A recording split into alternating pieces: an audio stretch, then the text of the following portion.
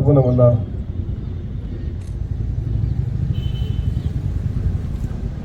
विश्वास बसत नाही की हा श्रद्धांजलीचा कार्यक्रम आहे का स्वागताचा कार्यक्रम आहे.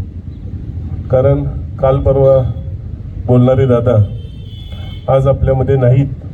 हा खरं विश्वासच कुठल्याही लोकांना किंबहुना महाराष्ट्रातली जनतेला हा पटत नाही. खरं दादा आज काय आहेत ते आज सर्व महाराष्ट्रातल्या जनतेला समजलं. दादांनी केलेली कामं, दादांचं असणारे कार्य, किंबहुना या देशासाठी राज्यासाठी केलेली त्यांनी सेवा ही आज आपल्या सगळ्यांना दिसून येते. आज त्यांच्या जाण्यानं खरं तर आपल्या जिल्ह्याला, की ज्यांनी पुणे जिल्ह्यापेक्षा अधिकचं प्रेम हे सातारा जिल्ह्यावरती केलं आणि याच्यामध्ये केलेलं काम हे खरं आपल्यासाठी सगळ्यांसाठीच प्रेरणादायी आहे.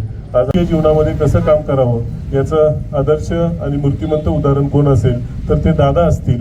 याचं सगळ्यांनी थोडं भान ठेवून या ठिकाणी आपल्याला या राजकीय याच्यामध्ये काम करावं लागणार आहे. दादा ही न भरून येणारी पोकळी निर्माण झाली. आपल्या सर्वांसाठी, सर्व जनतेसाठी, महाराष्ट्रातल्या लोकांसाठी दिवसातून 18 तास, सलग 18 तास काम करणारा नेता मी तरी पाहिला नाही. खरोखरच दादा म्हणजे करता, घरातला आपला करता पुरुष, त्याला आपण दादा म्हणतो. आणि आज दादा आमच्यातून निघून गेलेत, आपल्या सर्वातून निघून गेलेत. त्यांनी कधीही कोणताही पक्ष बघितला नाही, कोणीही जावं त्यांचं ते काम करत असत. प्रत्येक नसनच माहिती होती. त्यांच्या जाण्यानं संपूर्ण महाराष्ट्रावर दुःख काय पसरले आहे.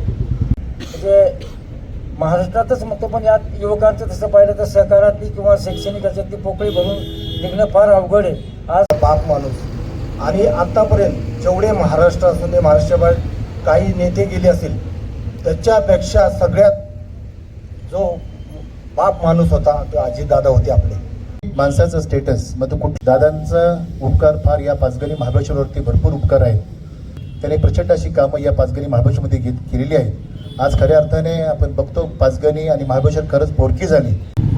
कामाचा उरक त्यांचा आणि हे सगळं आज आपल्यामधनं गेलंय.